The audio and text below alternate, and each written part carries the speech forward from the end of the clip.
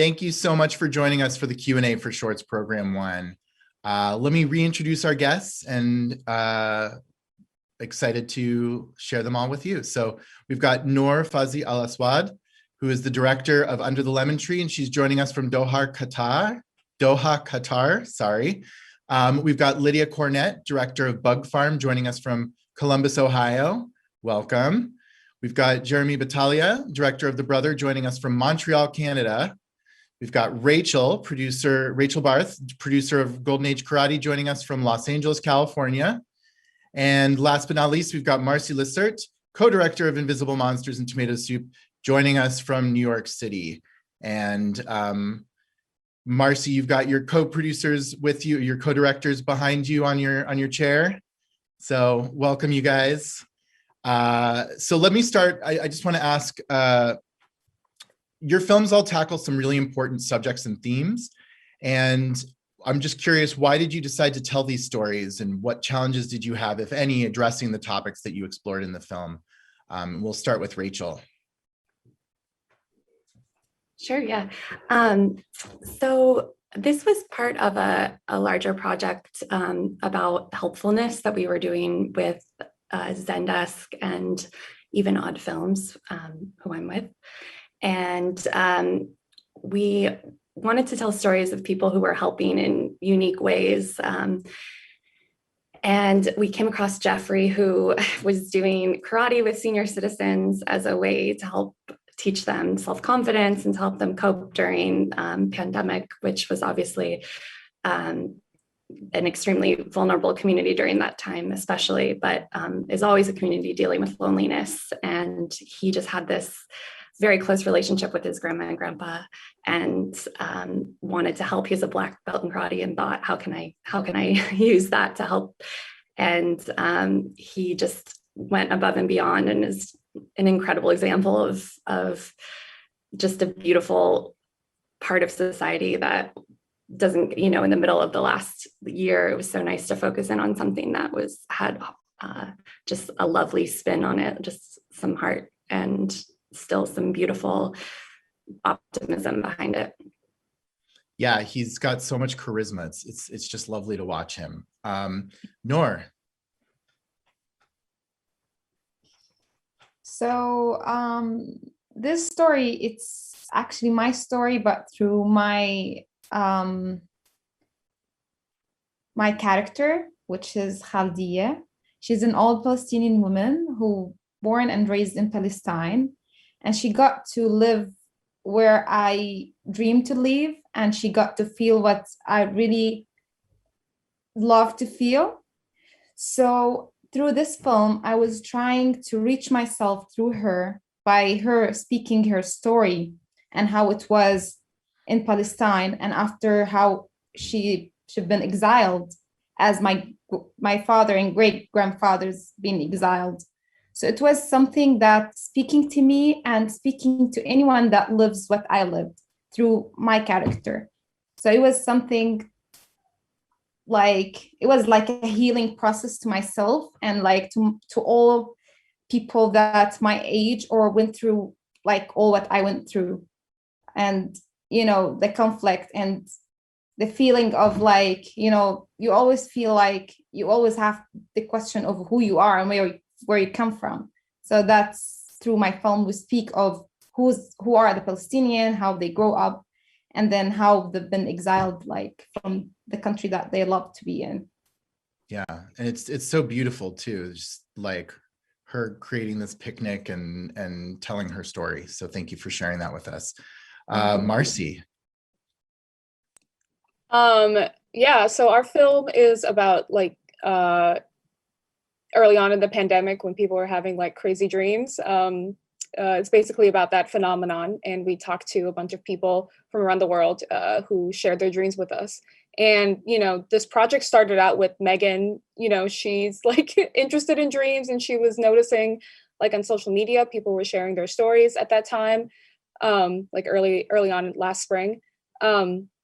And she approached me because she knows I'm an animator and we're friends, and basically was we should just do a project right now that can give us something to do during this relatively stifling time in our lives. And Stevie also was like a video producer and documentarian. So, it was like a combination of like, we were interested in telling like a story of like our time, and also just combining our skills and interests with like me doing animation and them, being interested in like interviewing and talking with people and editing and writing. Thank you. Yeah, it's a lot of fun, and like, the film is both fun, and then there's, the seriousness of what everybody's going through, and I feel like it's easy to relate to. So thank you. Jérémie, do you want to talk about why you chose to tell your stories? Yeah, in fact, it was 10 years ago. I was working in France on a documentary project, and I met this guy named Fed, who is a professional bodybuilder. And I'm always interested in the question of the body in my work, and the idea to go behind the first impression. So for me, bodybuilding it's not something I really understand, and I was really curious to know, okay, who is this guy? And in fact, he spontaneously talked to me about his little brother, Kais, who was this really rare genetic disease called muscular dystrophy. And because of this disease, he's losing all his muscles. So I was really impressed by the contrast between the body of Kais and the body of Fed. So for me, it was the starting point of the idea of doing a film. And after that, I met the rest of the family, and I was really interested in talking about caregivers, the people who are taking care of the one they love the most, and they are ready to sacrifice everything. And we do have this really sad vision of caregivers, and I wanted to show maybe another side, because this family is full of love, full of joy, even if it's really hard for them. And for me, it was really my goal to show this dimension of this family. Yeah, the family has so much strength, and they're an incredible group of people to profile. So thank you for sharing them with us. Lydia.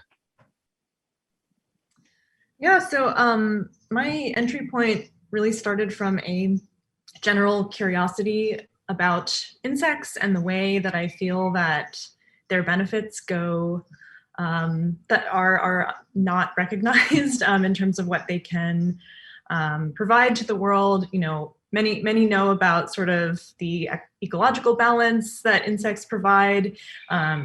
People talk about sort of alternative protein as a way to think about the future of the food industry, but I was really sort of interested in what they could do for a group of people, what insects could look like as a livelihood, and also as a way of providing sort of a sense of community, in a workplace. And so I really, when finding this farm that I ended up making the film about, was really moved by the care and the joy that I witnessed in sort of present at the farm. And it's interesting, a lot of the films in this block, I think, are about care and caregiving, as Jérémie mentioned, whether that's through a family or, the self-care of dreams. And for me, that was something that was really, really guiding sort of my pursuit of this subject.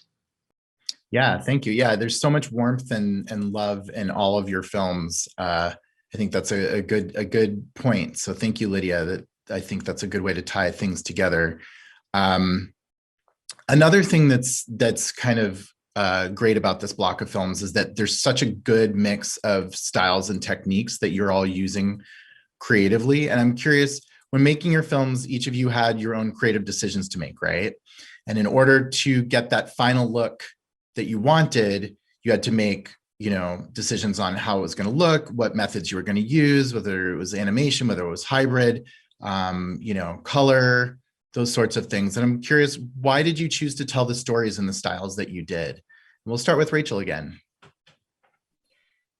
Well, I'll start by saying that Sinda Aga directed this film, and she's incredible with multimedia, really distinctive visuals. When we were starting to explore Jeff's story, we were thinking about different ways we could tell it safely, considering that we were working with senior citizens during pandemic especially.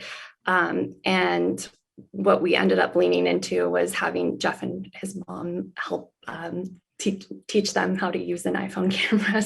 Or Jeff is a pro, and Valerie's amazing and super spirited, his mom, and she learned how to film with us through a few tutorials, and did such a fantastic job. And we paired it with still photography, which we used to Cinda has such like this incredible visual mind and has this team of people that she works with that are all incredible at what they do, and they just build these visual worlds.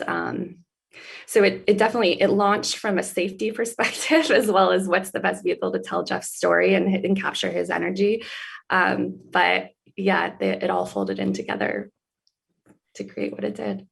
Yeah, it's a great mix, and you know, it adds a lot of character to the story too. So Noor, I'm curious about some of your creative decisions. How did you get to where you are?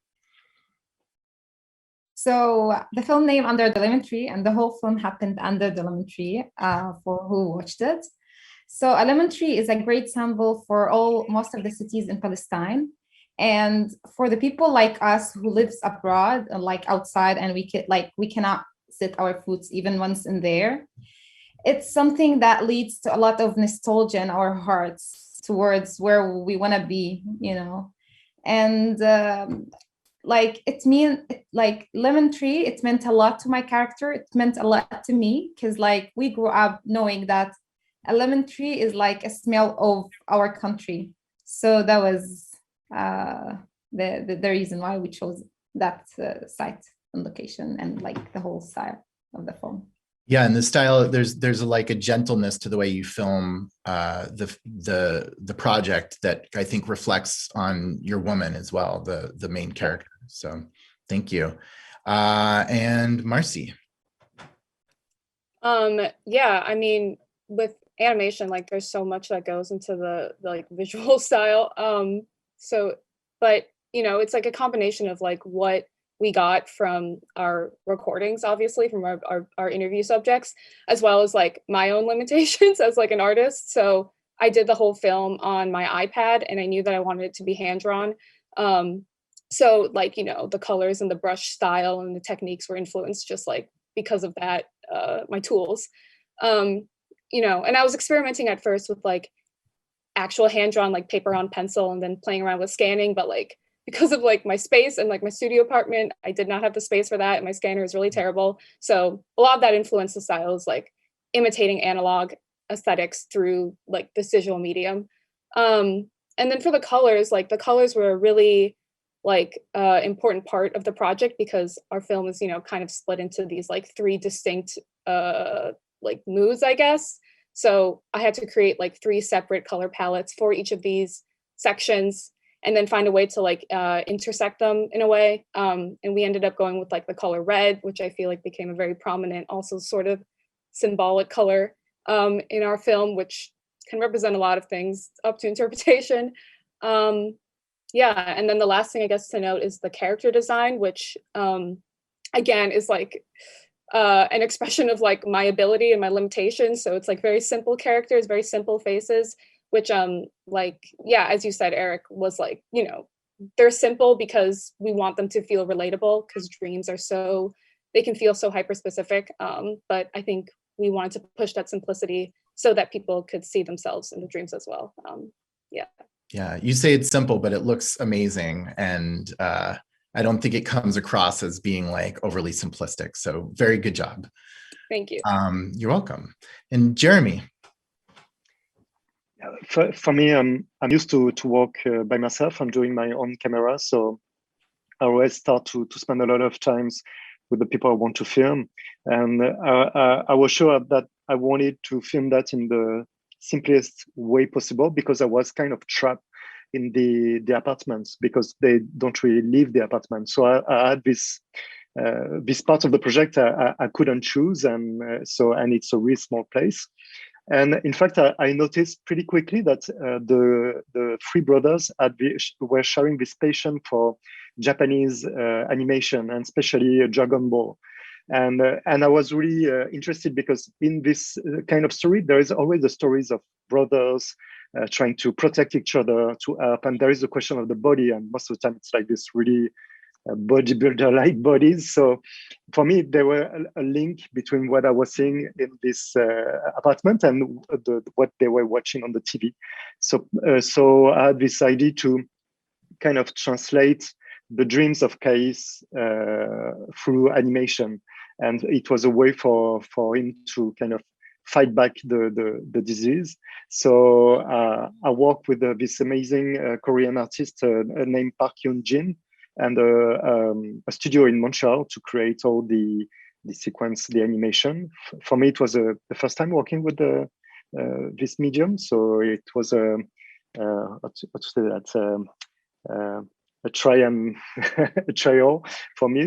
But it was an amazing experience, and it was really the idea to open the universe and try to bring some hope and a way to fight this disease, because it can feel a little bit hopeless, and I didn't want the film to feel hopeless. Yeah, it definitely kind of livens up the film in a way that like gives you kind of more spirit than I think you would have gotten just in the apartment. So thank you. Lydia.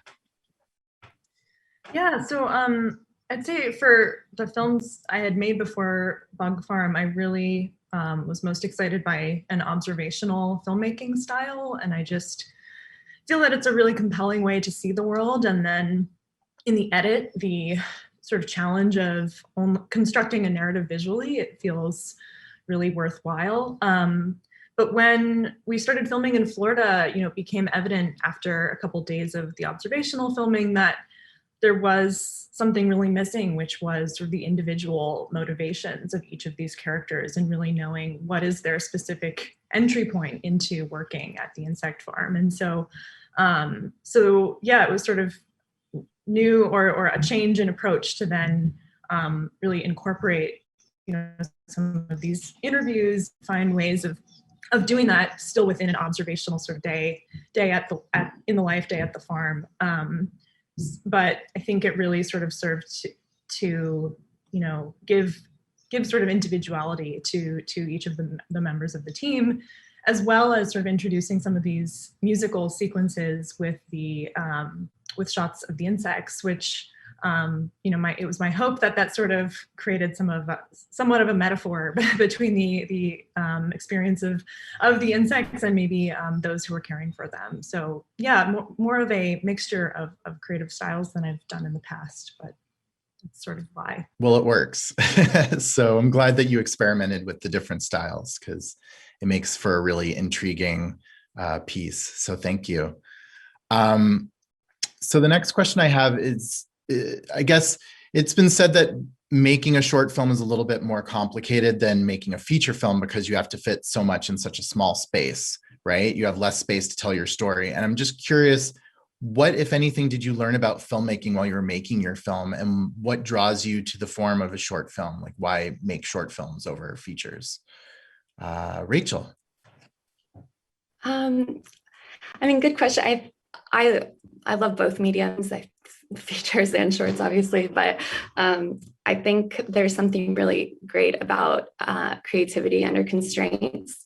And when you're taking a subject, you can really just envision it either, you can twist things around and create a 2-hour film, or you can focus in on one narrow aspect of it and create just as poignant a film in 5 minutes and 7 minutes. And the challenge of that is really exciting. I think it's just a lot of fun.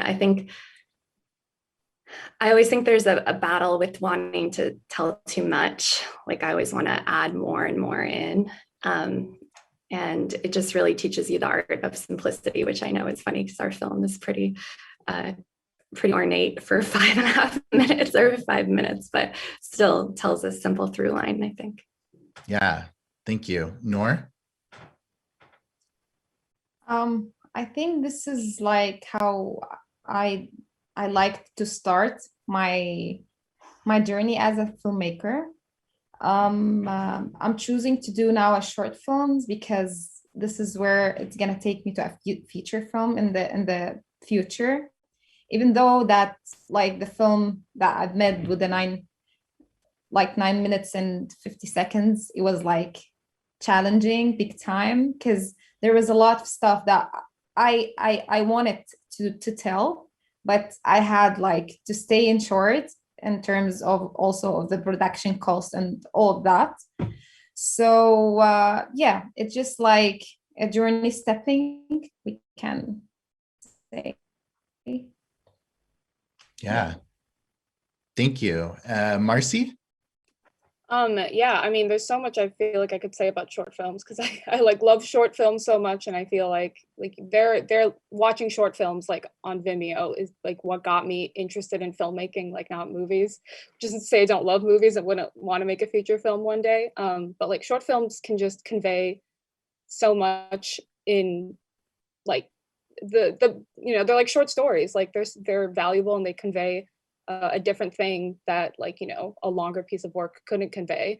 I think, for example, like, especially when it comes to like experimental animation, I think that's obviously much more like palatable in the form of like a short film, and you can really go wild, I think, in a short span of time while still like maintaining people's attention. And yeah, like our first cut for the film, like, because we had interviewed 20 people, so our first cut for the film was like 10 minutes long, which like I guess is still a short film, but we had to cut a lot down to get it to our relatively still long for animation, like 4 to 5 minute mark. So that was something I learned about through the process, was figuring out how to cull through, trim the fat away, I guess, especially when it comes to something like documentary, when you kind of like love hearing these people talk and you love doing these interviews, but then figuring out how to take those parts and put them into like an intelligible documentary format that's also manageable for me as an animator to do by myself. Totally. Yeah, Jérémie. Well, for me, it's strange because I did a feature film before doing the short film. So it was my first real documentary short film, and it was liberating for me. I mean, it was so good to work without worrying about TV version, and okay, I have to think about advertising at one point in the film, or you have to build the film in certain way so you are sure that I was really trying to walk the other way around, say what is the best way to tell the story. And so for me, it was the idea to repeat 5 times the same scene with every morning somebody else from the family come to wake up case. So I thought it was so touching, and I really wanted to focus on this really intimate moment. It was a great experience, and I love this liberty to not worry and to not have the pressure of a television, especially because in documentary it's most of the time it's TV. But on the other side, I realized that because my film is a little bit longer, it's 28 minutes. That 28 minutes is too long for a lot of festivals. So for me, it was I learned a lot of things about the other side of the life of a short movie, especially for short movie. There's not so many way for people to see it, and I mean. There is Vimeo, and me too. I'm kind of addicted to films on Vimeo. So, but it's not so easy for longer short movies. Good point. Lydia.